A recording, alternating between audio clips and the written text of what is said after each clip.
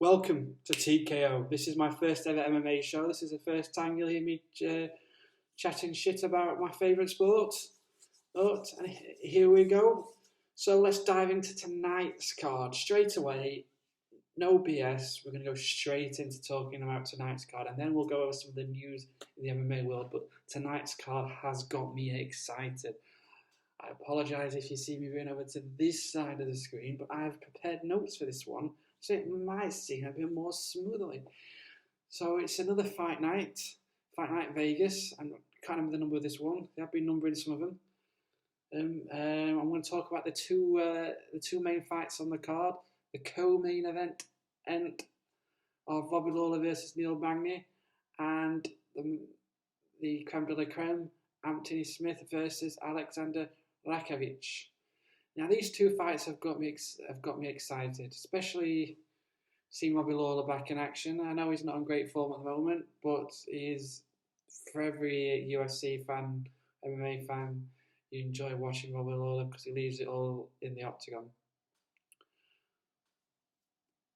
But I like my puddings, so I'm gonna go straight to the main event and come back to the. I'm gonna go straight to the main event, the creme de la creme. So this is an interesting fight. The UFC's lightweight division is a jolt of energy shot back into it with John Jones's announcement that he's going to move up to heavyweight and has relinquished the title. Well, so I think we already know it's going to be Dominic Reyes versus Jan Blachowicz. I am sorry if I'm to any Polish listeners if I'm butchering that name. I do apologise. I'll try and get better on some of these pronunciation. I can't even say pronunciation. I will try and get better. I'll probably talk about that fight closer to the time, but it means for all those fighters behind them two, they will be tussling for number one contenderships and trying to gear themselves up for being in position for the next few title fights. And this one's no different. I think it can go either way. You've got the up and comer younger fighter in Rakic that's still developing. He's only had 5 fights in the UFC. And you've got the journeyman of Anthony Smith. So let's go in a bit of info about the fighters. As Anthony Smith has had 13 fights in the UFC. He's a nearly fighter. He's been in the position for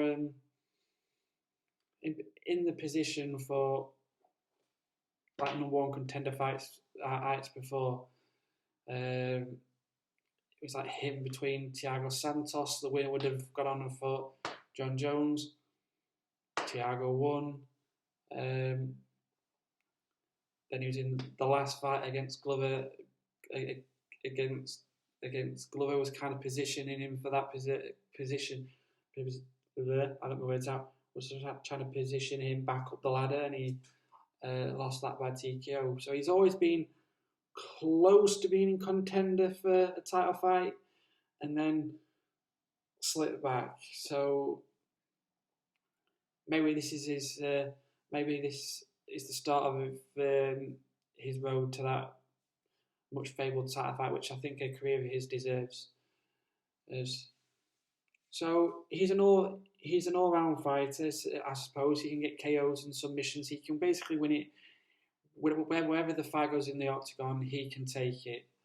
As I've mentioned, he lost his last fight to Glover, but Glover's no slouch, so I wouldn't read too much into that. Whenever a fighter steps into the octagon, there's always that risk you will be caught, and in that situation he was. Some of his highlight wins, I would say submission win versus Gustafsson, and his TKO of Hector Lombard. those are the two fights that stand out in my memory as being is some of his best moments in the UFC. And then against Rakic, I didn't mention Smith's overall MMA record. This is not professional. He's 33 wins and 15 losses. Rakic, I'll do this in the correct order now. 12 wins, 2 losses. His UFC record is 4 wins, 1 loss. His last fight was a split decision loss to Volkan. Again, I'm going to be butchering someone's surname here. Volkan Odismir. See, I have to have a Turkish, Australian Turkish friend who's got the exact same surname. I still can't pronounce it, so that's how bad I am. Ozdemir is how I'm going to say it. You can tell me in the comments if I'm wrong. I think everyone will agree his standout moment was his head kick TKO of Jimmy Manuwa. And he's a KO artist, pure and simple. 9 of his 12 wins have come by KO. So how do I see this fight playing out? I think if it's over quickly, it's difficult because if it's over quickly, what people say, if it goes, some people say if a fight's over quickly, it'll be such and such. But if it goes into the long game, it'll be such and such. I don't think this really applies. You'd probably say they can both win early on, but later into a fight, especially a 5-round fight, it's waters that Rakic hasn't walked in too often, and I think his record shows that if the fight's took to the ground, he hasn't got much experience, and so in this instance, I do favour Anthony Smith in the fight. I think his experience will take him through. He's got the ability to stand with Rakic, and go at it. Although I probably wouldn't recommend that. But he can stand there and bang, as the term goes. But if it's taken to the ground, I think, or into a grappling fight, or against the side of the cage, I think Anthony Smith is his favourite. And if I was his coach, that's where I would be telling him to go down the wrestling route, take him down, play to his. It's the case of you play to your opponent's apparent weaknesses is more than playing the fight where you might like it. Because I think Anthony Smith is a fighter that predominantly does like to stand, but has the ability to do the other aspects to the game. So my prediction is probably a decision win for Smith. But it will be an entertaining fight, and there will be some exchanges on the feet that people will have to be wary of. Well, both competitors will have to be wary of. So the co-main event. Now, I'm happy for this. Because if you're an MMA fan, you've got to like Lawler. He's a former welterweight champion, and he's one of the first guys of the modern era as such. I mean, for when MMA was first created, it was pretty much, this is a wrestler, this is a jiu-jitsu fighter, see which one's better. After a while, fighters matured into trying to learn every aspect of mixed martial arts to make themselves the complete fighter, the ultimate fighter.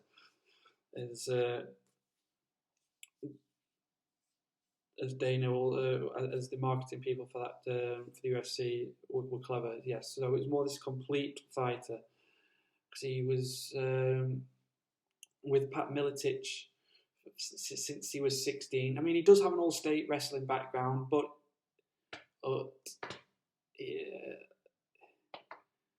to say he's just an out-and-out wrestler is not the case. He's an all-round fighter and was the first of this breed.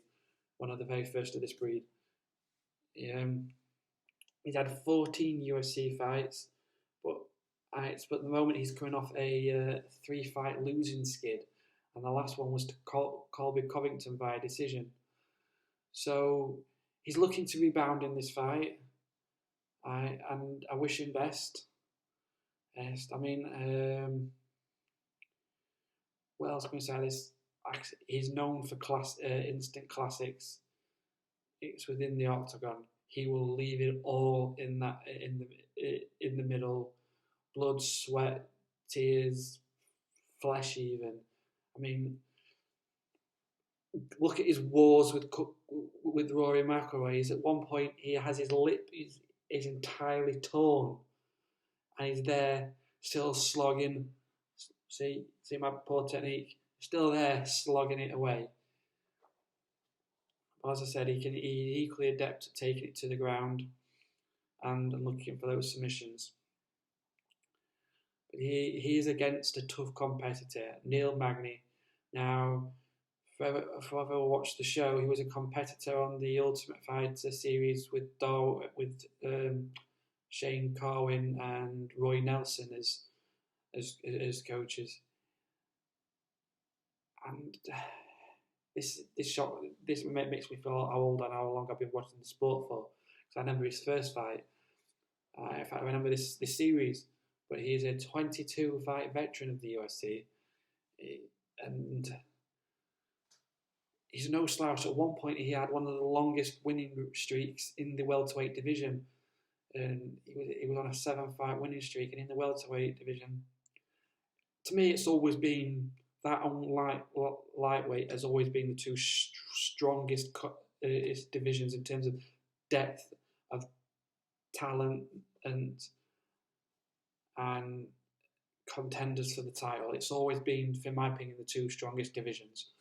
I know the glamour divisions are the light heavyweights and heavyweights, but these two were the best. I mean, he is coming off a win versus Anthony Rocco Martin at UFC 250. And he usually, if he ends up winning the fight, he usually wins by the decision or TKO. Looking through his fight record, and I think his major weaknesses is the submission game. His last submission win was back in 2015 versus Kunibuto at a fight night, and he's susceptible to submissions. I mean, he has two of his losses that stand out in most people's memories are his losses to Dos Anjos and Damian Maia. Now, especially Damian Maia was probably the best MMA practitioner of Brazilian Jiu-Jitsu. That's nothing to be ashamed of, but he has got a few noticeable submission losses on his record, and a lack of submission wins. So I think that is a weakness in his game. So how do I see this fight going? Does this have potential to them just to have a slugfest in the middle of the ring? Yes, I think Lawler can get drawn into them, and that's where Magny might want to keep the fight.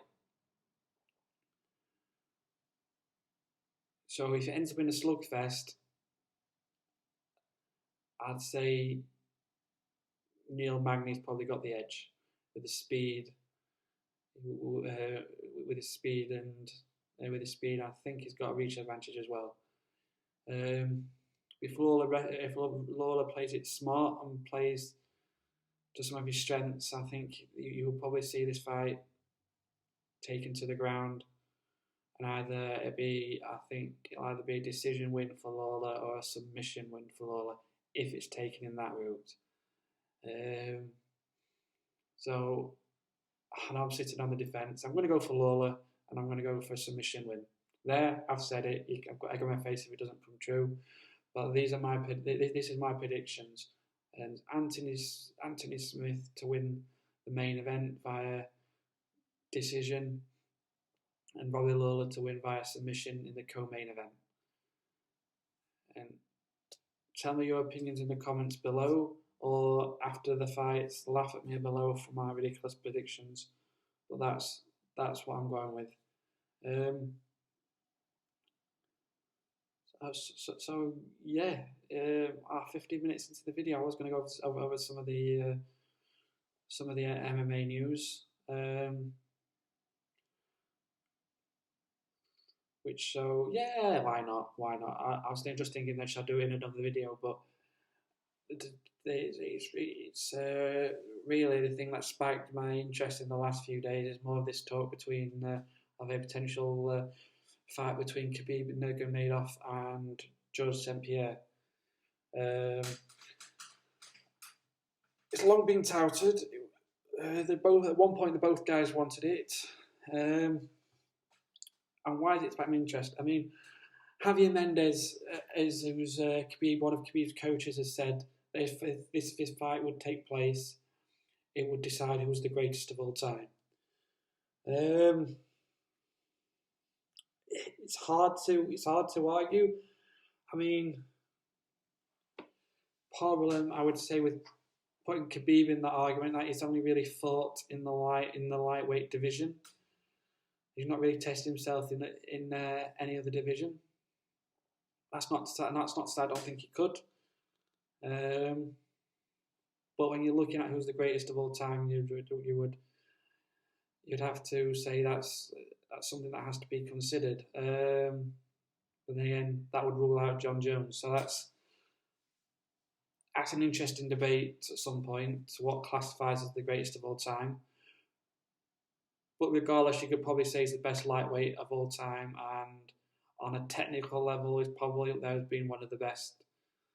But it's subjective where you say greatest of all time. George St-Pierre, on the other hand, well, champion in 2 divisions. I think that's why he had his last fight in the middleweight, was to get that recognition of the fact he's fought in 2 divisions. And I know he's had 4 losses, but he's avenged them all. So you could kind of, you can't say he's undefeated, but he's avenged them all in that respect. And the litany of people he's fought at this time, I would say, like I said, some of the talents that have later gone on to be champions in other organisations, or had been champions in other organisations, and the level of accolades in their individual martial arts was immense. And so, and it's so yeah, you could probably say George St-Pierre has to be that argument for being the GOAT of all time. So it would certainly be an interesting fight. Right, it was too close to call, say either way. I would always say George St-Pierre. I would probably, because he's probably one of my favourites of all time. It's just, if I was, like I said, I'm always going to try and make a pick. I would say, if I was being logical and rational, it's too close to call. But I like to try and make predictions, and then you can laugh at me later. I would always say George St-Pierre would win this fight.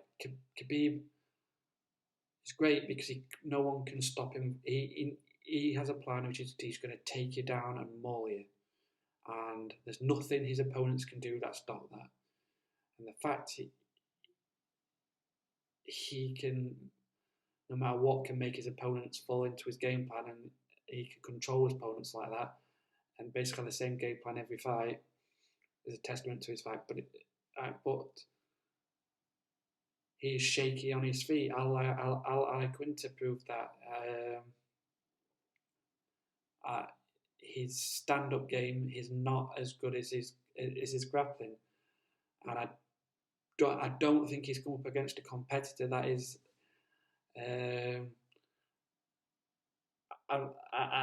his level on grappling and has got a stand-up game, and that's what George St-Pierre is.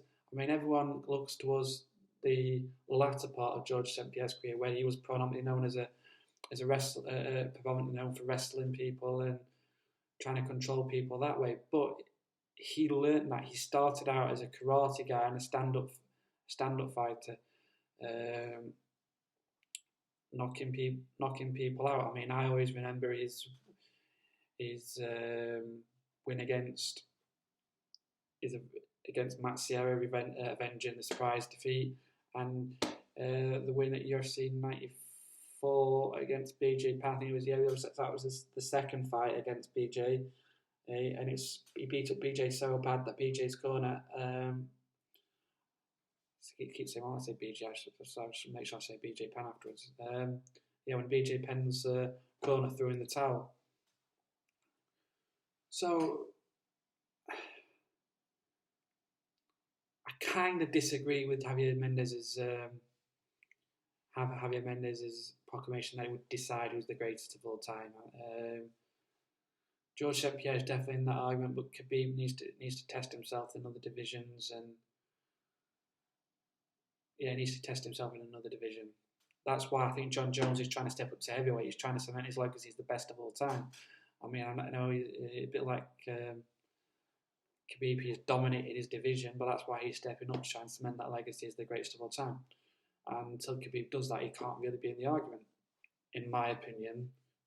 I mean, technically, if you're arguing about technical skill, yes, but if you're talking about as a fighter, no, he can't be in the argument. The second part of this developing story that kind of interests me is the fact that George St-Pierre has now, in the last day or two, poured cold water over the fight. He said he's now 39 years old. It is difficult to him to remain in optimal physical condition and skill level and to make a weight cut. Now, whether people say for one-off exhibition fight, I'll move up to welterweight and make this fight a non-title fight, I think that would be the avenue to go down. But until the fight is seriously considered by the UFC and this is a possibility discussed, I don't see the fight taking place, because George is a man of his word, and he's not one of these that gets baited into fights. He takes his craft and his seriously, and his fight career seriously, and he will not want to target his legacy and be less than 100% into this fight. So until the UFC until we were told the UFC is officially discussing the fight, and this possibility can be arranged, I don't see the fight happening. But I think it's one of the fights that most people want to see. So that's why I think it's interesting, because at the moment everyone's commenting and it's like if, buts, maybes, and what the fight means to everyone. So I'm interested in what your thoughts are. Please leave a comment below. And enjoy tonight's fights. Laugh at me when I'm wrong, or feel free to say well done for your predictions. Either way, enjoy yourself, and I'll speak to you soon.